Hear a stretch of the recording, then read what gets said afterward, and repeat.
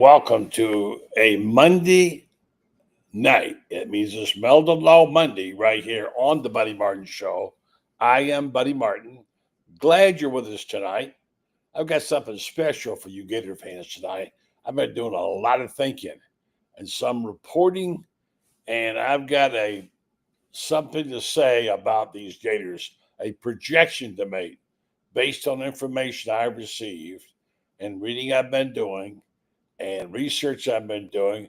Many of you will think I'm crazy, but I'm going to say it anyway. Tonight we have Shane Matthews. He's the host of Pundit with Matthews every morning, and we'll be on with him tomorrow morning. And I'm going to have a little bone to pick with Shane about this discussion, whether or not the success of one sport impacts another. I've got evidence that proves that it does. I'll tell you about that as well. And then it'll be Fran Spirit time tonight. He'll have many things to say about the basketball, the success of the draft, and all the things he wants to talk about there. So come along tonight with us and join us. Come on the show. Give us your comments. Write them right here.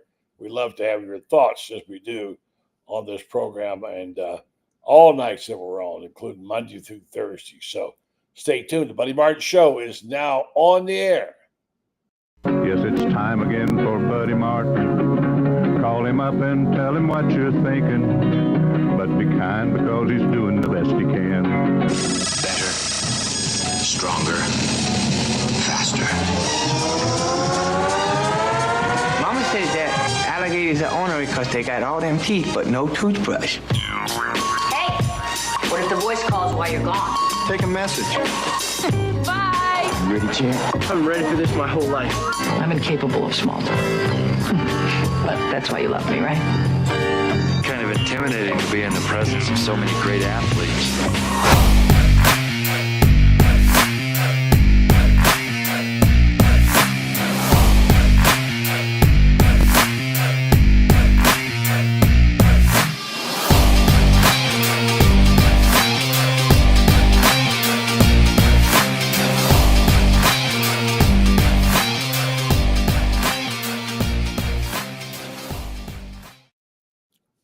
Good evening. It's the middle of the year.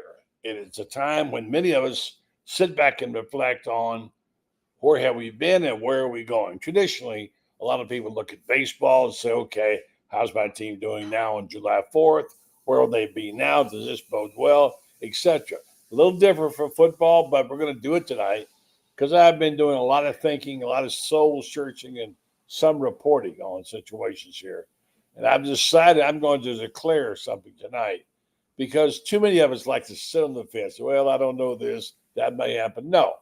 Let's just – so what happened to the days where you just believe something based on what you knew, and that's all you can go by, and you said, this is what I think. I'm trying to get back to that. I know this guy's going to help me too because he knows a lot. I can't get him to tell everything he knows, but he knows a lot, and he, of course, one of the all-time greats at Florida, quarterback and broadcaster extraordinaire. He's glued to this program, and I can tell right now he's just hyperactive. His pulse rate must be 4, maybe 5 tonight. Excited with that new. What's that shirt say? Well, it looks like it says USA, baby. Says us. That's all we can see is us. See the A? Now we see the A. Okay. All right, I didn't know who S was. Hello there, Shaner. How you doing, buddy? I'm good, buddy. Are you in summer mode completely now? You wound down. You getting ready for the 4th. You have any plans for a barbecue on Friday? What's going on with you? I'll be gone. I'm gone all week with all my kids and grandkids and all that stuff. So I mean, they got something planned. I'll just be there paying for it. So we'll go from there. Where are you going to go? We'll probably be at we're going to be at Orange Beach. That's our big spot. Oh yeah, Alabama. Mm-hmm. Yeah, I've been to Orange Beach one time. I stopped there at a hotel on my way to the national championship game, and I had my Florida tags on it. And the next morning, a brand new car came out, and somebody threw a brick through my back window. That's my memory of Orange Beach in Alabama. But Well, you're up here near me and the Panhandle. You ever come up to the Panhandle for anything? Yeah, I go there once or twice a month for some work. Do you? Mm-hmm. Well, what do you know about the Panhandle? Because I'm getting ready to do a show every now and then on my friends here. I've got lots of football fans and some great Gators, etc., around these parts. What do you know? Is there a secret? I know there's a good donut place in Milton. You know why I know that? Because Billy Napier goes there for his donuts. I don't know any of those type of things. I go there, do what I got to do, and get out. You're all business, as they say, right? Mm-hmm. Pretty Yeah, much. well, I had my family up here for the first time this week, and I got to tell you, it was glorious. I had all three of my granddaughters, which I never get, but by fluke, I was able to get my daughter Rebecca come down from Pennsylvania and her husband, and bring her two daughters, and I was able to get Brendan to bring Stella, and they came down here, and we had a wonderful time. Ate at a great restaurant I've never eaten there before, called Uncle Ernie's, and had our family, including Dawn's two sons and their wives. So it was a wonderful Friday for me, and I've really enjoyed the holiday. Now, as for the 4th, I won't do very much then. We'll just kind of calm it down, maybe make a barbecue, but just hang out, look at this beautiful bay out here in the daytime. So are you a boater, Shane? I mean, I go out on boats. I enjoy it.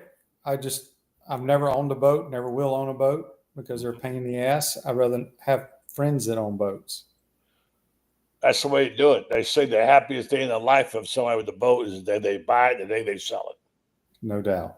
Yeah, for sure. So, I want to talk a little ball with you. I've done some soul searching, but before I do that, I want to go back over some conversations, and we've had many. I mean, we do 2 shows a week every week. Gosh, I mean, we've done lots of shows together. We have this ongoing discussion about whether the quote rising tide raises all ships, which is to say, does one program help another? And you are of the mind, and Spurrier's of the mind, that it doesn't matter that much. Au contraire, my friend, I have evidence that is not the case. Urban Meyer, who will be on our program this week, did a podcast, which I happened to hear. He talks about, and it's really it's really interesting to hear, how he went to the 2006 championship. He and Billy Donovan lived about a block apart, and he went to the national championship game. He was sitting there, and he got a text that says, "Coach Donovan wants you to be in the locker room." It's the national championship game after they won it. So he got his stuff and went down there, and he said all he could think of was, boy, do I wish my team could see this. I wish my players could see this. What a tremendous feeling it is to be in this room where the national championship has just been won and these players are reveling in it. And he said, I love how Billy did it. He said, guys, just give me 4 months. Give me 4 months. All right. Forget all the other crap. Give me 4 months. And he said it was such a lesson for him. He said he sat there and he said he was crying. He said he began to get tears in his eyes because he was so happy for the players, Noah and Horford, etc., and for Billy. And he said he modeled his program after and he started the Champions Club. You know what the Champions Club was? You know the story of the Champions Club? Mm-hmm. That's where he started out something of reward for people who excelled, and the people who excelled and did the training and they got all the new gear, all the stuff, all the great food. He served them steak, filet mignon, whatever, and the guys who didn't, they got hot dogs. That was how he showed class distinction, and he elevated the team with that champions. And anyway, he said 9 months later we had a championship. Now, you can argue one way or the other, but obviously that had an impact on him, and he had an impact on his players. So there's an example that even you'd have to agree that it did affect the other program. Well, I'll tell you what affected the 2 programs is they had damn good players, and they were coached very well. I see where you're coming from, but there's multiple coaches, teams that do special type of things to try to enhance their seasons, and they don't work. It all comes down to how good your players are, in my opinion, and how well they're coached. And then you got to have some luck on your side to be able to win a national title. You don't think there's a standard at Notre Dame or Ohio State or whatever that all teams aspire to because of the level of competition they have? Yeah, I just said that. Every team sets goals and they do different things. I mean, there have been multiple times that Alabama or Georgia or Ohio State do the same things or change up things year to year, but they don't win the national title. I'm under the belief that if you have really good players, you're coached well, you have a fortunate season, you have to be extremely, extremely fortunate to win it all. I mean, only one team can do it. But look, as I said, the Billy Donovan National Championship teams had tremendous players, as did Urban's. Well, that's where he clearly said that it did affect him. He got very emotional about it. So anyway, so that's just a thought, different opinion. I like that. Now, I've got something tonight I've hit upon, which you'll probably hate, but that's okay. I don't mind. I've thought about this a good deal, and I want you to think about it for a second.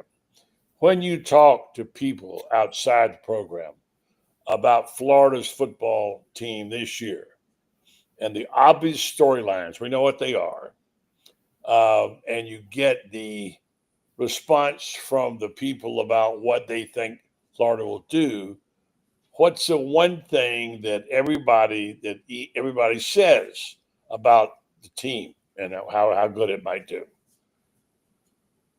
It says how it depends on Lagway, right? If he's hurt or not, right? Yeah, pretty much. Yeah. All right. So I've come to think that they've hit a snag there. I think people are just not willing to go out on a limb, and that they're being super cautious because they don't want to jinx the kid. But there's no evidence to say that he won't be 100%, except what others have said. There's been all kinds of stories. There's been people who had quoted high-placed sources and have said, that he got to get through the season. He may have to have surgery, etc. Well, I talked to a person who's about as good in the medical field as there is, very well respected, not currently a member of the Gators staff. But I asked him straight up, do you think, based on what you know about DJ Lagway and his injury, and he knows a little bit about it, that he would be able to survive this season, and can the team play through this? And so now you've seen all what I call the meanderings of the waffling and the pundits, which they say might be, ought to be, can't be, DJJ, whatever. I wrote this column tonight on Gator Beat. I called BS because every quarterback is bound by restrictions and limitations of health. Any quarterback can get hurt. Well, they could get hurt, but I have concerns about his shoulder. No question about it. All right, I'm going to read you a direct quote, and then you can tell me how you feel, okay? I can tell you this is a highest placed source, all right? I asked a question of this man who's a medical expert on the subject about what he would say and given what he knew about whether or not Lagway would be able to last the season or how much peril he would be in. And here's his quote. Given his issue and the quality of people taking care of him, the doctors, trainers, and physical therapists, I would bet the farm that he'd not only be ready at the beginning of the season, given no other or unforeseen injury, he will make it through the entire season. That's pretty strong right there. Well, I think anytime you're an athlete if you're able to play, you will play. You won't be 100%, but you will play. Yeah, there's no. I mean, I think he'll play, but I think he's definitely got a shoulder issue. But this person thinks he's getting it treated properly. Well, no, they're doing everything they possibly can, but he thinks he got the best they could get. He knows Yeah. a little bit about it, and he says flatly, bet the farm he will play this season, barring any unforeseen, meaning new injuries. I thought that was pretty strong myself. Well, okay. There's everybody that you hear, whether it's Josh Pate or this guy or that guy, it's always the but. Well, Florida's going to be better. Well, Florida's got a better defense. Well, Lagway makes everybody better. Well, Baugh is heck of running back. Well, the offensive line, but we don't know about DJ Lagway. There's always that caveat. But this guy is telling me and telling us, stop worrying about it. well, I don't worry about it. But I don't worry about any of it. Jay, you get what I mean? How people are very cautious about what they want to say here.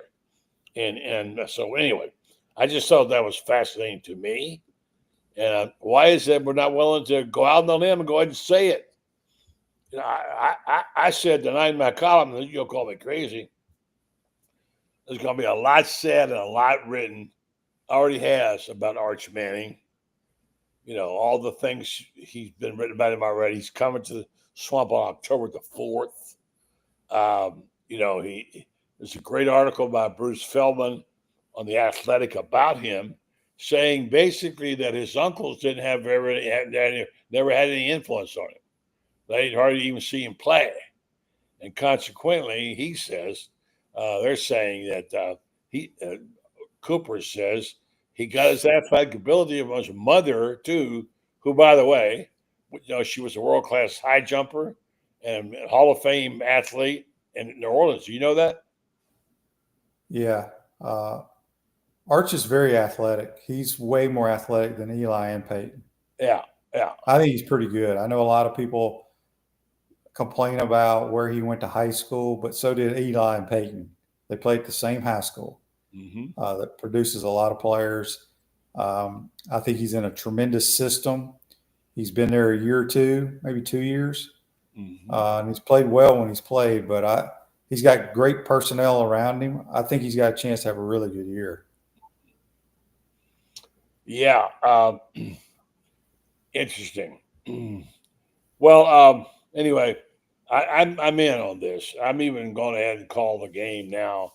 The way too early prediction, going to come on Gator-Bay, I'm saying Florida will upset the Texas Longhorns.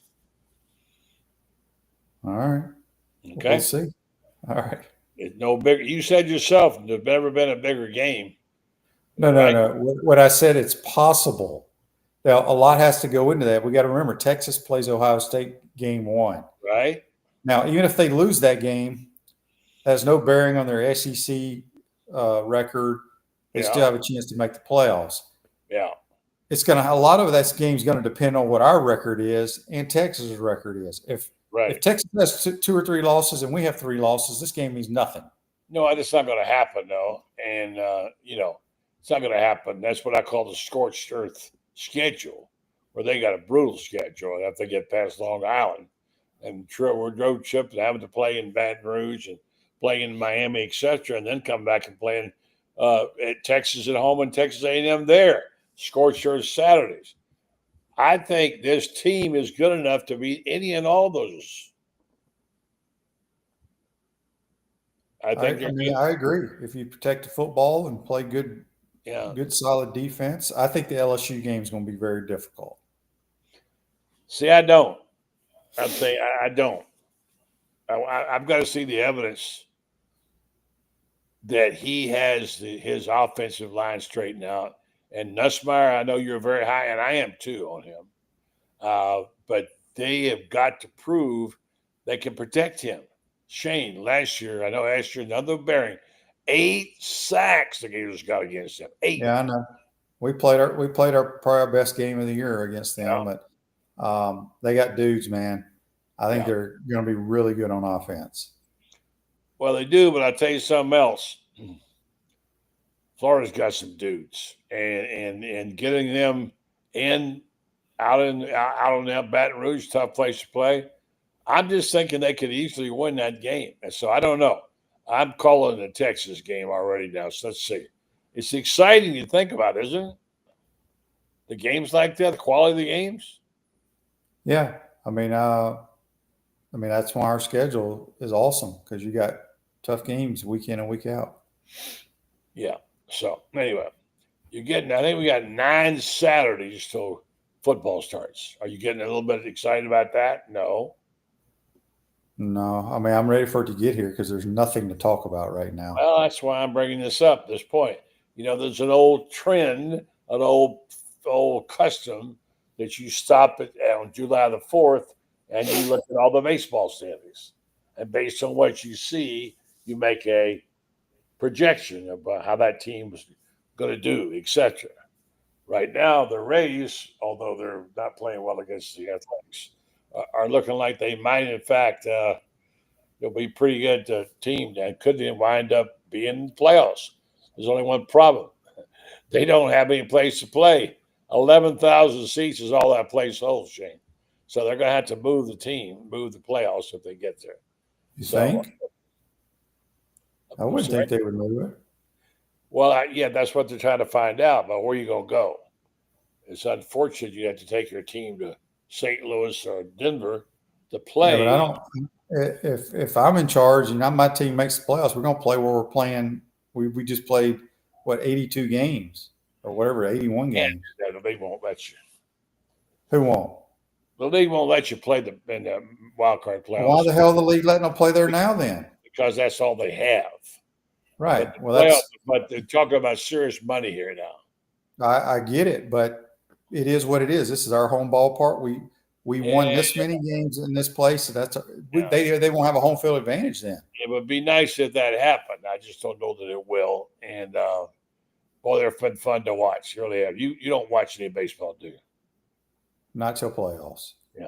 All right. Let me tell you about Meldon Law. I'm going to bring Franz Beard in here to talk about a couple of things as well about see if he agrees with the fact that the medical expert says that you can bet the farm that Lagway will play and that he will be pretty good health. So we'll talk about that as well. Also, story about Golden State Warriors reportedly attempted to trade up to get Walter Clayton Jr. Wouldn't that have been something, huh? Walter Clayton playing on that team. We'll tell you about that too. So stand by. Thanks for all you people joining the program tonight. Shane Matthews is here. We're going to get Franz Beard next here as soon as I tell you about our good friends at Meldon Law, longtime sponsors of this program and others. They've been one of our original sponsors. They, of course, are known for their generosity, for their support of all things Florida, and for their law business. We don't get a chance to talk about that very much. Had a chance to have Jeffrey on last week with our whole team. We talked about Jeffrey, by the way, left on a 7-week vacation to places unknown in Europe. He'll be gone 7 weeks. And it sounds like a great vacation. Meanwhile, his office is open.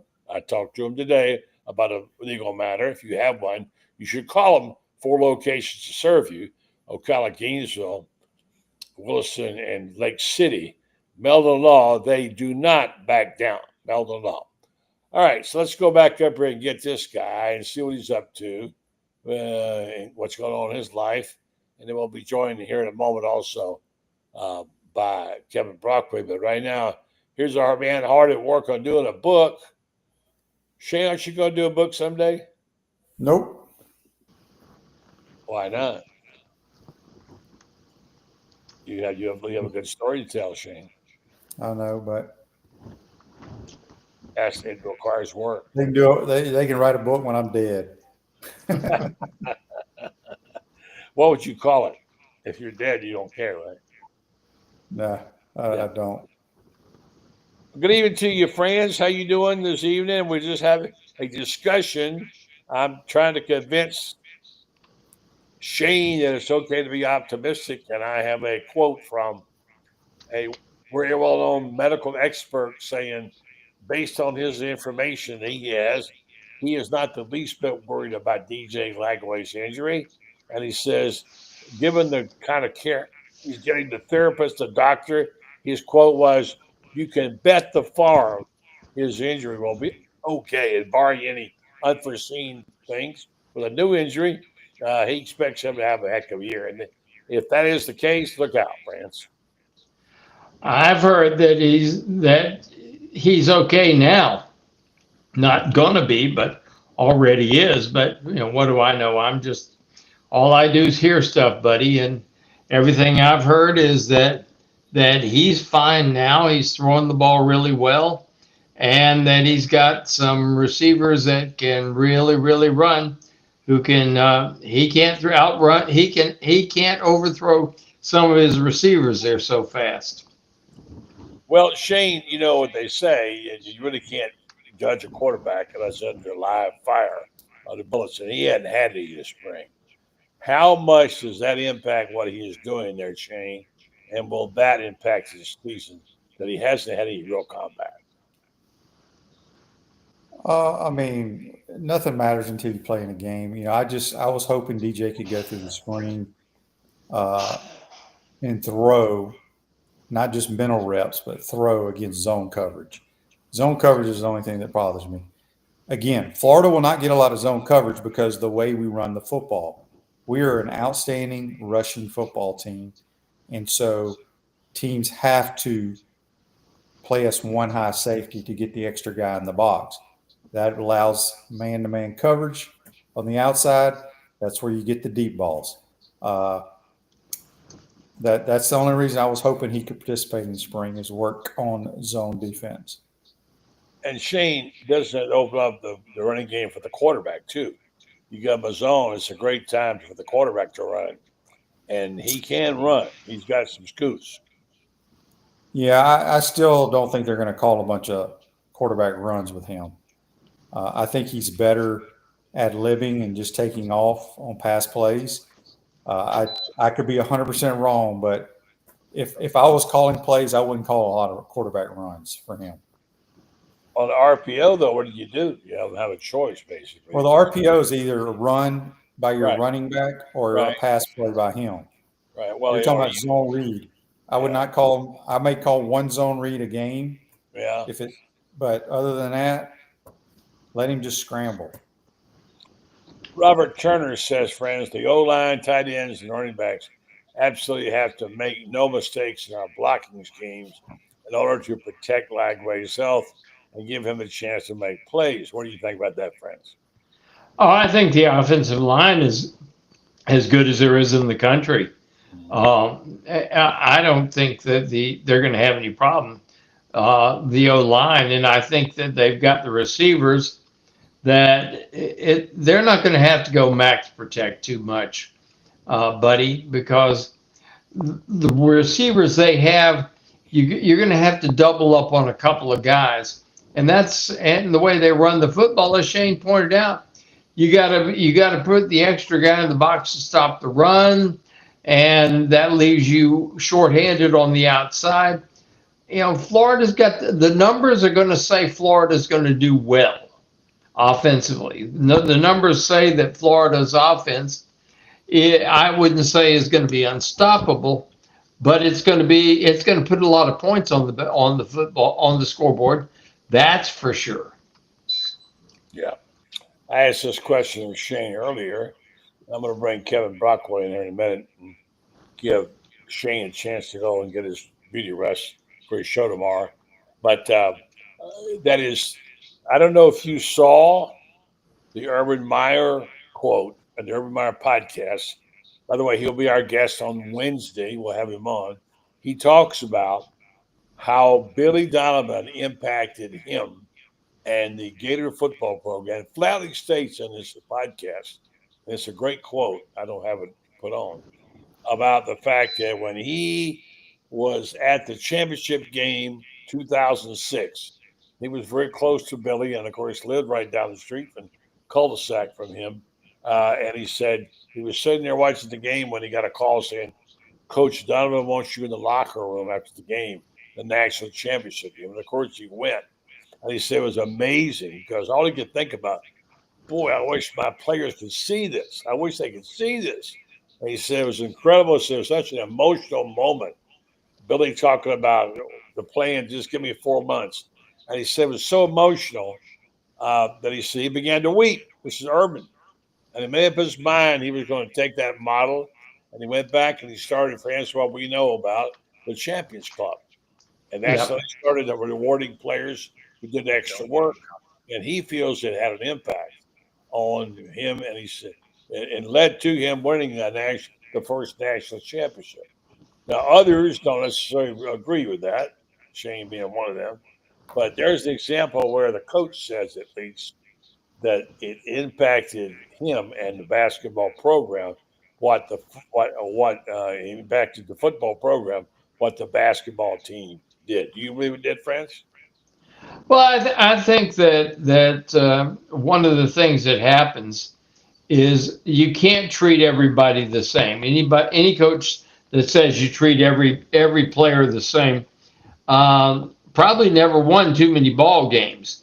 You have to treat your better players best, because that doesn't mean you coddle them and you give them breaks and you overlook things, but it means that you treat them better. They're the guys that are producing, and it's just one of these things. The best players get treated best, and that's the way it's going to always be. If there would be no incentive to move your way up from the 11th string to the first string, if everybody got treated exactly the same. So I can see that, and I think Billy's impact on Urban was profound, in that Billy had a great personal relationship with his players. And I think Urban had a great relationship with his players. Better relationship at the top than the ones at the bottom, for sure, but still he had the great relationship. And you got to have that. If you can be their friend, but you don't have to be their buddy. And I think that's where Ron Zook ran aground, was the fact that I wrote about it way back when, that Ron ran on the buddy system. And what you got to be is, you got to be a friend. A friend will tell you flat out, you're wrong. You got to change your ways. Your buddy will say, well, yeah, you want to go out and have an extra beer tonight? Well, sure. Why not? Let's do it. Kevin and I are buddies. We'll go out and have that extra beer. But your friend will say, wait a second, can't do this. And Billy proved long ago that you can be their friend, but I don't think anybody would ever accuse him of having been somebody's buddy on the basketball team. Would you, Kevin? You were there basically the same time I was, covering Billy in basketball. No, Billy always had that kind of line, where, the authoritative figure, and he could get after it in practice if he didn't get what he wanted, So I don't think he was anyone's, buddy or confidant, but I do think that the players did respect him, because I think the one thing that Billy did was he would get on you, but he would explain why, and I think that's that's all players want to hear, and that's the important thing. It wasn't just getting on you for the sake of getting on you. It was getting on you, but then, going into the office, going into film session and explaining, hey, look, this is why, I'm harping on these things. And, it's going to help you. It's going to help me. Chandler Parsons told us that story, right, Franz? About when he called him to his office and was talking about transferring, and basically, Chandler begged to stay, and Billy gave him a list of things to do, and he did them. And then, he turned out being, 2 years later, he turned out being the first All-SEC Player of the Year in Florida history. So, I think Billy motivated in different ways, obviously, but he got the most out of players that way. All right, let me get this in before we get too far down the line. Before Shane falls asleep on us or gets his coffee and cookie too early. Looks like he's watching TV or something. What do you? No, he just did his normal pose. He always does his pose. Just leave Shane alone. He's fine. Here's the deal. This whole stadium project now is already under fire. A lot of Gator fans are all bit out of shape. It's going to be a very controversial, no matter how they do it. And let's be honest, we know what they're doing. They're going to upgrade the stadium, but they're going to have to reduce the seats and put more luxury box ins for more money. Let's just call it like it is. Today, there was a note from a text, a tweet. It says Florida is preparing for the most ambitious stadium project in college football history. AD Scott Strickland said on Gator Nation Football Podcast, the renovation aims to minimize the impact of seating reductions required for ADA compliance by building new structures to offset the loss. Upgrades include a louder atmosphere, bigger video boards, and expanded concourse space. Is that just a lot of hype, or is that true, Shane? Oh, I have no idea, buddy. I do think at some point they're going to do some stuff to the stadium. It's an old stadium. I think if they do reduce it, I don't think it's going to go, under 78,000. I would be surprised. It's still going to be loud regardless, but they are going to have to do something. I'm in the same boat. I would like for nothing to happen to it, but you have to. It's so old. They have to update some aspects of it. What would be the first thing you'd like to see done, Shane? Well, if it was up to me, all I would do to the stadium is on the home side, the lower level. I think it's about 30 rows up to the concourses. I would go from the north end zone all the way to the south end zone. I would chair back just the lower section.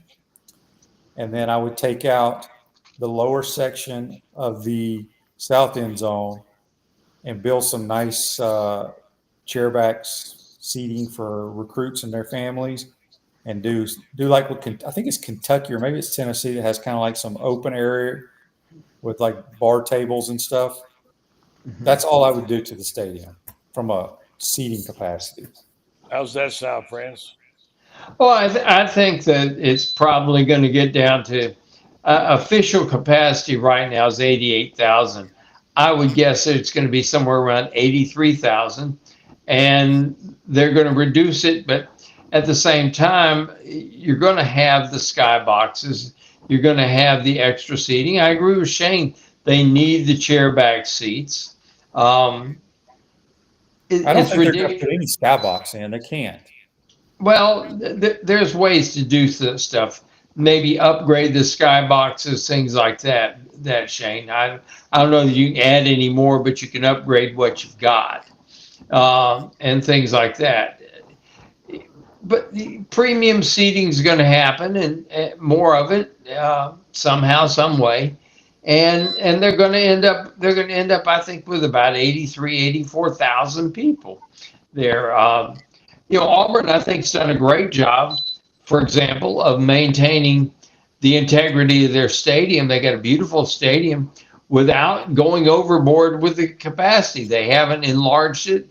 It's been 87,000 since back when you played, Shane, and it stayed the same. And it's a gorgeous stadium. And it's living proof that they've got their sky boxes and things like that too, their premium seats, and they've done it without reducing the integrity of the stadium. Well, guys, you got to figure out how to put fewer people in there, make more money and more revenue, and make it more comfortable and make it loud all at one time. Kevin, that's not an easy thing to do. No, not at all. And the figure that's being thrown out, and I think Mark Long and Edgar Thompson first had on their podcast was 83,000. So that obviously is 83,000. 83. But that's an early estimate too.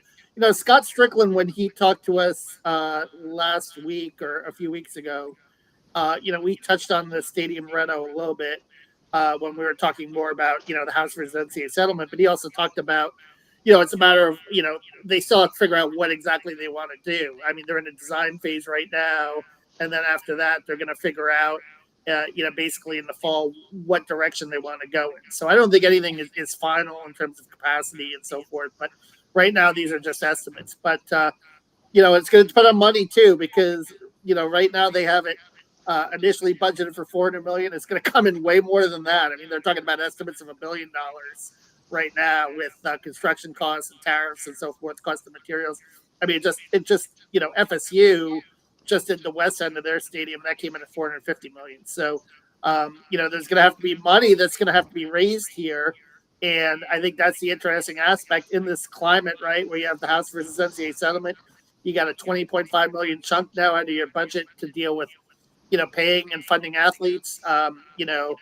There's going to be a lot of, walking around and asking for money, these next couple of years in order to get it done and to get it done the way they wanted to get it done. Yeah, let me get Shane out here, guys. Shane, thank you. Talk to you. Who's your guest tomorrow morning? We have Buddy Martin, and then I got my buddy Greg Williams, who was an equipment manager when I played, but he's also the president. He's the president of Gator Golf Boosters. So we're gonna get a lot of boosters signing up tomorrow. Speaking of golf, you watched the Rocket this past week. It was outstanding. Outstanding. Golf course, but boy, what a playoff! And that kid, I even pronounce his name, Pundits or whatever it is. He is amazing. 20 years old. He hits the cover. He's the longest player on tour and doesn't even swing the club. And he looks like me in the way it's shaped, And, buddy, he's 5'11", 215 pounds. Well, okay, I'm more than that and bigger. He looks a lot taller than that, but he's only 5'11". But he can. I've never seen so many putts miss by an inch in one golf tournament in my life. Playoff, they did, a lot of that. There's quite a few. It was an interesting finish. Not a great golf tournament. Certainly not a great venue, but anyway, maybe there's been a star more. All right, Shane. Talk to you. All right, see y'all. All right, thank you. Appreciate it. Shane Matthews there with you. Guys, a little work to do here yet to go. I'm going to bring Kevin back into the conversation that we had earlier, and I have this column up, Kevin, where I have said flatly that people who are afraid to bet on the Gators because of the medical condition of Lagway, and I have a quote here from a very well-known and medical man and he's not on anybody's staff per se, but he's really well-known. And I asked him, given what you know about the situation, he knows a lot about it, about DJ Lagway, what do you think he will do in terms of how he'll perform then? Will he be durable enough? Can he make it through the season? Because everybody's caveat is, well, I think part of it will be good, but. And I'm thinking it's time to get about the but and just put it out there. What can it be with a guy who can really can play well and is well? And here's a quote. Given his issue and the quality of the people taking care of him, meaning Lagway, this man said, the doctors, trainers, and physical therapists they have, I would bet the farm they'd not only be ready at the beginning of the season, given no other unforeseen injury, and he'll make it through the entire season. It is betting the farm on. So that's pretty good right there. What do you think? Well, I think the big question is, I think the question we need to be asking here, and I don't exactly know the answer, although I've been hearing some things too, is, not necessarily DJ Lagway is throwing, and I did have a chance to talk to him last week. We was able to get a one-on-one with him to talk about the EA cover. But perhaps I didn't press him on the issue of, is he making all the throws he wants to make? And I think that's going to be the big question. Like, what kind of quarterback is he going to be with this compromised situation? Like, is he going to be able to air it out 40, 50 yards, when he needs to? Or or if he's not, do you adjust the offense that way and you just accept the fact that, DJ Lagway is going to be more of a West Coast style guy than a guy that throws the ball down the field. If his shoulder is slightly compromised in some way, but can still play through it. And I think that's going to be the big question going forward, is the fact that, maybe we won't see a 100% DJ Lagway during the season, but I would gather a 75 to 80% DJ Lagway is still better than what they have on the bench. And if that's the case, based on what then, he told me, and excuse me if I interrupt you, he told me how he said it. He was not thinking that way about being only 80%. He thinks he'll be fine, and his shoulder is fine. He didn't get any specific injuries. He feels like that's the farm of this guy. He's going to be good to go. He's going to last the season. He's going to be durable, and he's fixed. I'm putting words in his mouth, but he was really very positive about it. So I think that sheds a little light on it right there. Yeah, and I think we will see, buddy. I mean, we will see if that comes to fruition, and if it does, I think Florida's in a pretty good spot. I mean, I've been reading a lot of the preseason magazines right now. Athlon has them finishing 5th in the SEC. Phil Steele has them finishing 7th in the SEC. So does Lindy's. All three of the magazines have them in the top 25. So a lot of the pieces are there, and I think the line of scrimmage again. I think that's kind of big in terms of it maturing. You got two pretty good running backs that are proven in Jaden Bond, Jacoby Jackson too. They're going to be able to run the ball. We saw the talent of a guy like Dallas Wilson, and will it crystallize? And Trey Wilson, Eugene Wilson, if he comes back healthy and 100%, don't forget he's coming off an issue too, a hip issue. So we've got to see, if and when he gets back to full speed. But if that's all the case and that all comes together, I think Florida, is in a position now where they probably could compete with anyone in the SEC. Right. So I'm trying to get to where we don't have the ifs, ands, and buts, but we have a clear distinction, because everybody says, well, we'll see. No, that's not well, we'll see.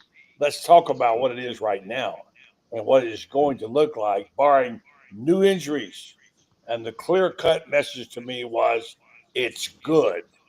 And you don't have to keep making excuses for Lagway unless he gets a new injury. That's what I'm trying to tell you. This is kind of fresh reporting here that is a little bit different, because every one of us, including you, me, everybody else, said, well, it depends on Lagway.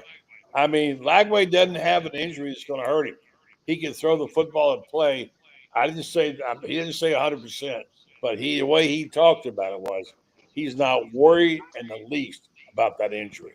So that's interesting. And he's connected with the UF medical staff. I didn't say that. Okay. I didn't say that. Just say that he knows a lot, okay? All right. A lot. Medically, he knows a lot. So, all right. And if I told you so, wow, yeah. So bottom line is that I think this is let's stop pausing and stopping short of what we think. Now, if we don't think they're good enough, that's different. But I'm tired of saying, well, no. Look, take them all, France. Probably the best offensive line in the SEC, starting one of the top three. Running back room is better than anybody's got. The wide receivers as youth, they got incredible speed. The defense is better. Their coordinator, their staff is better. Billy's got a better. It's a whole better football team. Now, am I saying they're going to go 12-0? No. Not with that schedule, what I call the scorched earth. Get 4 games they got, and games 3 through 6. Of course not. But they are in a really good spot here, friends, as they were back when.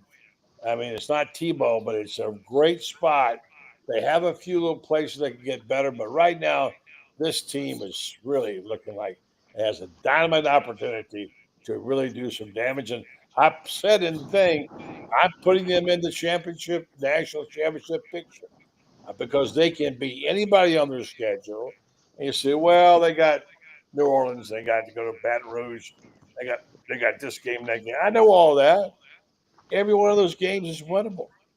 And it's time to stop thinking, fans, like a loser, and say, we can beat LSU in Baton Rouge.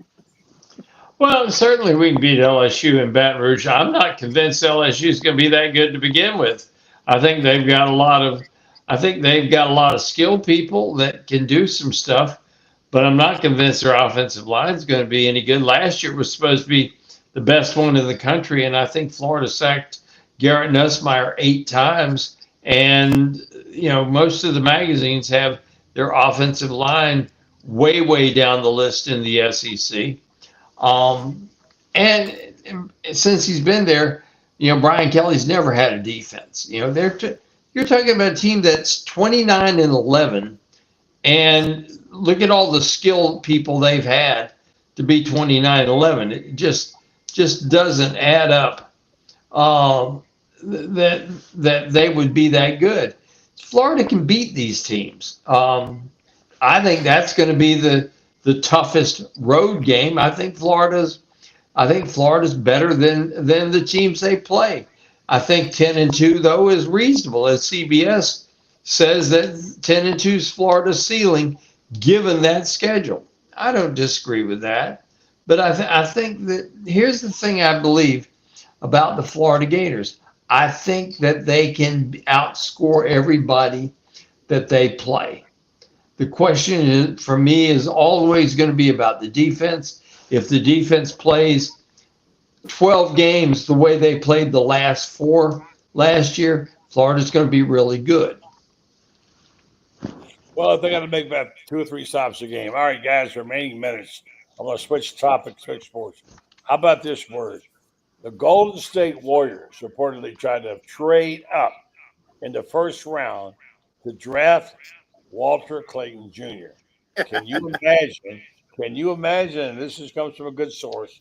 They made a serious attempt to get a first-round pick to draft Clayton and put him together with Steph Curry. Can you imagine those 2 guys on the same team, Kevin?